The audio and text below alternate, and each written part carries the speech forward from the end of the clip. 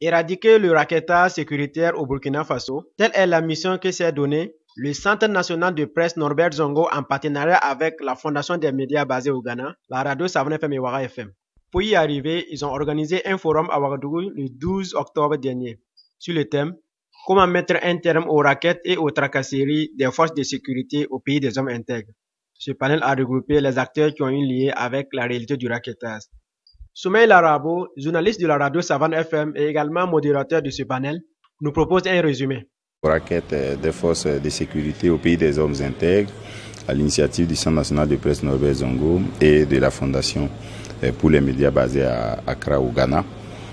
En réalité, c'est l'aboutissement d'une campagne d'information, de sensibilisation et de plaidoyer menée sur le terrain par Ouaga FM et Savane FM en termes de reportage, en termes d'émissions, pour faire l'état des lieux, pour donner la parole aux citoyens, mais également à des acteurs comme des transporteurs, pour faire remonter la réalité des rackets.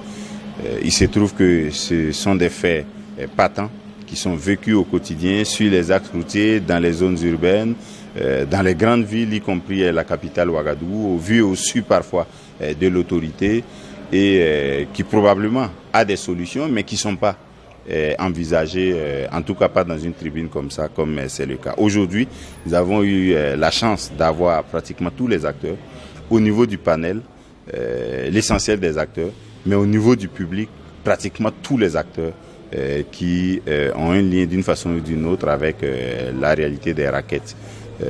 L'autorité supérieure de contrôle d'État, à travers le contrôleur général Luc-Marie Sibriga, a expliqué comment les textes permettent de sanctionner.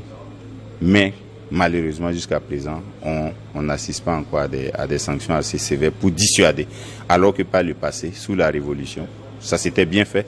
Il a donné même l'exemple du Ghana, où ça a été assez réussi.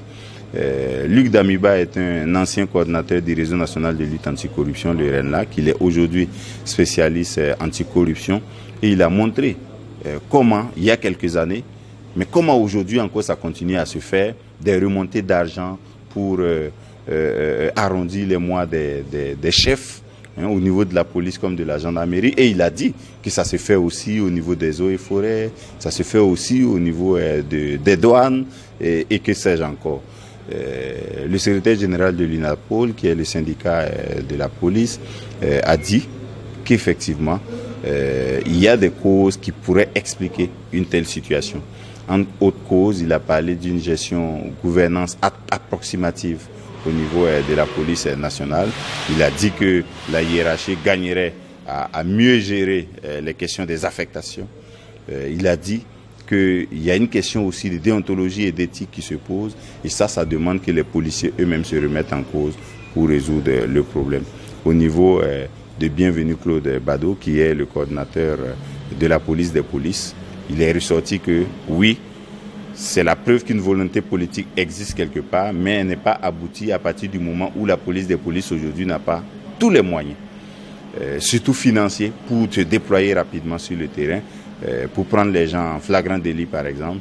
Ce n'est pas encore possible. Les procédures financières sont telles que, au moment même où la police des polices obtient l'argent, des policiers, des gendarmes peuvent savoir dans quelle direction elle va aller mener ses enquêtes.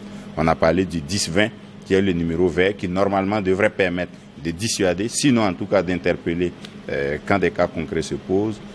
Mais il se trouve aussi que le 10-20, il ne fonctionne pas à son niveau vraiment maximal. C'est au regard de tout ça que des recommandations ont été faites pour que les autorités politiques s'assument davantage, pour que les policiers, les gendarmes soient plus moraux, pour qu'à l'école de police, on inculque davantage les vertus d'intégrité et de morale, et pour qu'au niveau des citoyens aussi, on refuse de donner de l'argent à tout bout des champs. Plutôt que de le faire, il faut se mettre en règle, il faut avoir ces documents en règle au moment où on prend la route, si c'est par exemple pour ceux qui font le transport, ou au moment où en tout cas on quitte son domicile, pour ceux qui ont leur monture et qui les utilisent au quotidien.